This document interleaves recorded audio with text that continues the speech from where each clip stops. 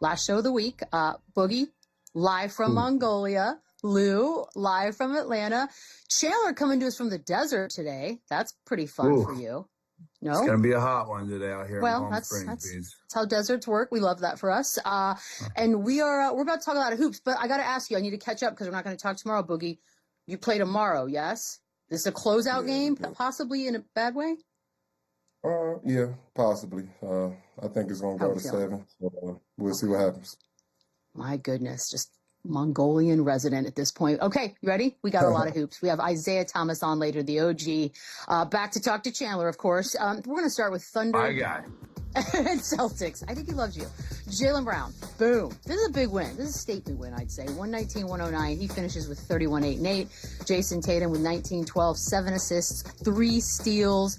SGA had 33-8, but they lost by 2 in OKC 2 weeks ago, and then they go ahead and beat them by double digits at home. We know it's a game, but we've been watching the Celtics team, Boogie, sort of shock the world a little bit as the season has gone on. Do you view them as a possible team that could beat OKC in a 7-game series? I do think it's possible. Obviously, with, it kind of being up in the air with what's going on in Detroit with Cade Cunningham, I think the Celtics easily slide in as the best team in the East as of right now. I think they had a strong chance regardless. This is a championship team. They have championship DNA. They have the experience. They have a lot of winning ways. And they got one of their best players back, coming off a big injury. So, a 70% Jayson Tatum is still better than, I would say, 90% of the league. So with all that being said, I absolutely believe this team has a chance. But saying they have a chance doesn't necessarily mean they can do it. I do believe they have a chance, with all the things that I listed. So they have the intangibles to do so. But that OKC team, they're hot and rolling. And they also have a chance. So I think it's going to get really interesting this year as far as, who's coming out of each conference and, that finals matchup. So I look forward to it. Yeah, I think it's a great story. I think everything Jaylen Brown has done this year is unbelievable. And you look down the roster, everybody has really stepped up their game in Jayson Tatum's absence, right? Like this guy, Kada from Utah State, he's been unbelievable. And the leap he's made from last year to this year, we should hear his name in most improved player talks a lot. Pritchard's been great. Baylor Shiran has given them good minutes. Like, it really is kind of a similar situation to Oklahoma City where they have a shortened rotation, but it is next man up mentality. They can throw in a Jordan Walsh out there. Ron Harper Jr., he can go play some minutes for them. They have these guys that have been pretty valuable for them throughout the season, and we know what Jaylen Brown and Derek White have been giving you all year long. So this team is solid. They're well coached. They defend. Do I think they can win the East? Yes, I think the East, the door is wide open. With everything that's going on with Detroit, with Cleveland still struggles, the other team's kind of up in the air. I think they can get out of the East. Now, can they beat the Oklahoma City Thunder 4 times? I really don't think they can. I think the champs this year, no matter what, is coming out of the Western Conference, whether that is OKC, San Antonio, Denver, one of the LA, one of these other teams. I think the West is so much more top-heavy than the Celtics. Anything can happen. Jaylen Brown's having a hell of a year, an MVP type season, but I don't think they can beat the Thunder 4 times out of 7 games. I really don't. It's pretty okay. Louis kind of writing off Boston already. So you think somebody in the West is the only possible team that beats OKC? Do we all think that? I think the champ comes out of the West for sure. Okay. Yeah, I wouldn't write them off. I like the way that Boston is able to match up with OKC, though. But it's going to be a lot of good basketball played in the postseason. It's not just going to come down to OKC and Boston. I think we're skipping some steps. We got to respect everybody else that's involved in this conversation as well. But if we're just talking about these two teams, I can't sway either way. Both teams have shown me they have championship pedigree. When Boston did it, they did it their way. When OKC did it, they did it their way. They didn't match up in the finals. Obviously, that matchup was OKC in Indiana. I would love to see it, but I love the matchups. I love the firepower on both sides. I love the bench play. I love the coaching on both sides. The matchups are there. And so far, we got a 1-1 split right now. So I can't really tell who's a better team. Now, in a 7-game series, when it's all on the line, if they get an opportunity to play each other, that's what's going to be at stake. I really can't tell which team is which. I just look forward to some really good basketball, but I do like the matchups on both sides. We had a Michael Wilbon, who's an MVP voter, by the way. He had his current rankings out. He's got Jaylen Brown at 1, SGA at 2, Wemby at 3. Yeah, I agree, That might be one of the first official rankings where JB's at the top. Chandler, what do you think? Yeah, you've seen him in the top 5. Yeah. What do you say? Yeah, exactly. I said, I'm glad he put his face on it. Yeah. Yeah, and listen, there's so many guys that could honestly get MVP this year, and I'd be okay with it. Now, I think the top 5, I don't think we're going to see Cade Cunningham in that, which is a shame because of the whole rule and the 65 game thing.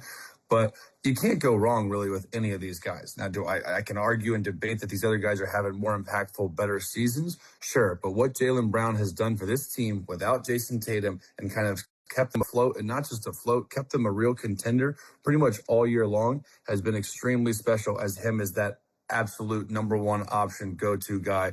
He has shown that he is that guy, and should be, in that top 5. Now, number 1, I can't really put him over SGA. I can't really put him over Wemby. The things that Jokic are doing, I think him and Jaylen are really close. And what Luka's been doing the last 3 weeks is really unbelievable too, especially considering the run and the heater that the Lakers have been on. And they're almost just as much of a surprise to me being the 3 seed in the West as the Celtics are the 2. So you can't really go wrong here. I don't want to discredit Jaylen Brown because Michael Wilbon's not wrong. Like, he could easily win it, and I'd be like, wow, it's a little bit surprising, but I'm okay with it because of the year he's had and the impact he's had on his team. But to say he's number 1 over those other guys is a little aggressive to me. But I listen, I couldn't agree more. Whoever's going to win the MVP, I don't know if there's going to be a robbery, right? Like, I think whoever wins it, all of these guys have a unique opportunity to win the MVP based on what they've done for their individual teams. I think SGA has been a consistent. He's been who we thought he was this whole time. He went out and got Wilt's record of the 20 straight points. That's hard to do. That's for 120 some plus games. That is an incredible feat to do. It's also incredible to do and still have your team be the best team in a Western Conference, be a defending champion, have an opportunity to win MVP. So that's his case. Jaylen Brown, again, we thought that we've written the Boston Celtics off. He kept them in contention, and not only that, now we're having championship talks, and he's had an MVP season. He's had one of the best seasons of his career. That won't look like a robbery. And then from there on, you can start making cases for the Wembys of the world, the Jokic's, the Lukas, and all of that, and what they've done to their individual teams. So I don't know if there's going to be a robbery out there. We would love to see Cade Cunningham in that conversation. I think he leveled it out, kind of gave it a balance in the conversation where we figured, hey, this kind of makes sense. He's doing enough to be a part of this conversation. Now that it looked like he's going to be disqualified from that, it's any man's game at this point. So if I'm a voter, I'm still paying attention to these last few games coming down to the stretch of the season and seeing who's going to separate themselves. Yeah, there's no wrong answer. And like Lou just said, I don't think this race is over. This race is not over. No. I think somebody can go and get it this last 10 games, which is crazy. We haven't seen this in a really long time.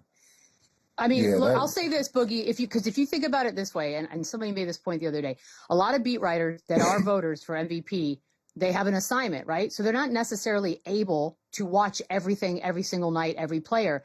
So now that we're in this final stretch and the hype and the voices and it's getting louder and louder, I do think it's going to come down to the end, because all of a sudden these folks that can't watch every single game are like, wait, Wemby did what? Or Jaylen Brown did what? And all of a sudden things might start changing. If you had a vote, who do you have at 1? Man, that's a tough question. I mean, there's so many deserving guys this year. I don't think we've ever seen an MVP race of this caliber where it's like every guy literally has a legit argument as to being an MVP this season. I mean, if you mention Jaylen Brown, then it's like you're discrediting a Luka. If you mention Luka, you discredit Shea. If you mention Shea, you discredit Jokic, and the list goes on. So I agree with the guys. Like, honestly, whoever wins, I don't think it's a bad decision.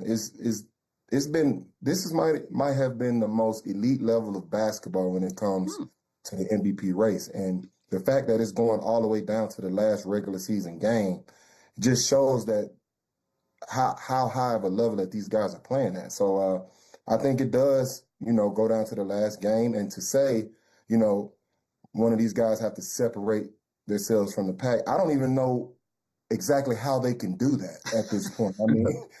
I mean, no. Luka's been incredible. I mean, it's 40 ball after 40 balls.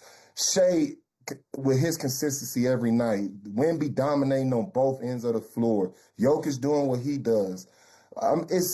the list. I mean, this is probably one of the hardest decisions at MVP I've seen in a very long time. And like I said, awesome. I don't think it's a wrong decision. I mean, I think it's more pressure on the writers than it is the players, or the voters than it is the players at this point. So I can't answer that question honestly. I really can't. Well, I don't care who you write for. Yeah. What's really crazy is now that Cade has kind of been eliminated from it, I swear if he was in it, I think he has to have my vote. All hell broke loose when Cade went out. Changed everything. He opened up the floodgates, and then as soon as he goes out, it's like Luka goes on this tear. SGA has been the most consistent, best player on the best team, but then Jaylen Brown's like this surprise player where the Celtics would be lost without him. Meanwhile, Jokic is averaging like his best numbers yet ever, and every other season he's averaged numbers close to his numbers this year. He's won MVP. So, and then you factor in Wemby, where the voters have a really interesting choice this year, where how much does defense matter now in such an offensive-minded game that we should give Wemby the edge for being so dominant on both sides of the ball? Yeah, his numbers might not be as gaudy offensively, but he, on the other end of the floor, has more weight and impact than any player in the league, and it's not even close. So the voters have their hands full this year, and there's really no wrong answers. But Cade going out really upsets me, because if I had a vote, I swear, with where that Pistons team looked like at the beginning of the season, what expectations were, and what they are without him, I think it would have been Cade if he didn't get hurt. I'm glad you mentioned the defense. But y'all remember when guys used to campaign for the All-Star game and make like silly skits and stuff to get in the All-Star game? We should see some personality right now.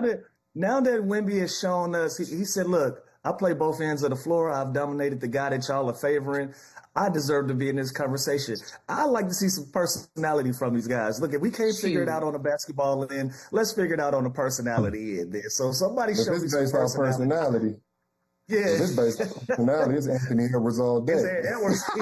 Yeah, throw him in there too. He just wins. It doesn't matter. By the way, good luck with that, Lou. I would not hold your breath. That's going to happen. Here's the thing. Of course not. You guys know how I feel about defense. I'm not a big fan of rewarding dudes who do half the job. Turns out Wilbon is the exact same way. He said, do not talk to him about Luka, because despite the fact that offensively he's obviously a beast, he really only plays and dominates one half of the game. Meanwhile, Jaylen Brown and Wemby do what they do. So, Chandler, you sort of mentioned it in a way that it's an offensive-minded game. But should it be? Like, maybe this is the season where they finally put their feet down and say, let's reward all of it. Listen, I think there's no denying that he's probably him and Jokic are the worst defending guys in this list of MVP, but Jokic was as well when he won the MVP 3 times.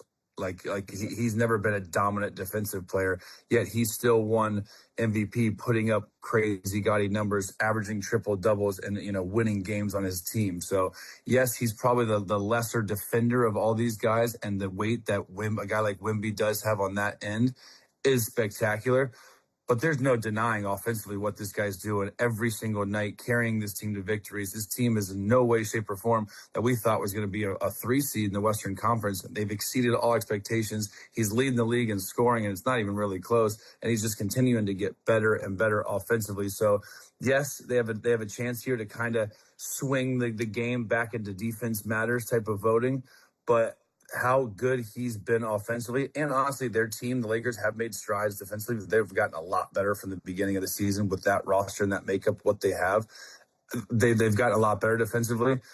Yes, can he be a lot better defensively? For sure. But offensively, I think it almost weird way outweighs his defensive liability, because he has been on an absolute heater that we haven't seen in a while. Well, I'm agreeing with you, Chandler, when it comes to that, right?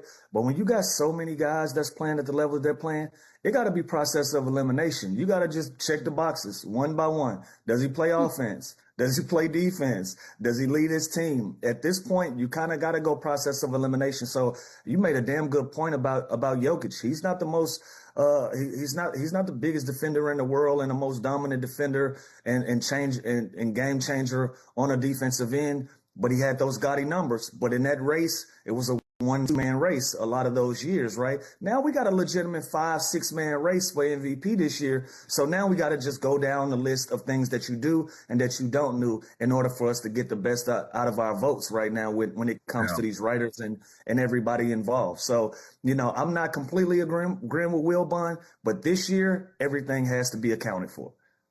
Yeah, I agree with you both. Finally. I mean, that's really valid. Obviously, Jokic has won, and he's not the most dominant defensively.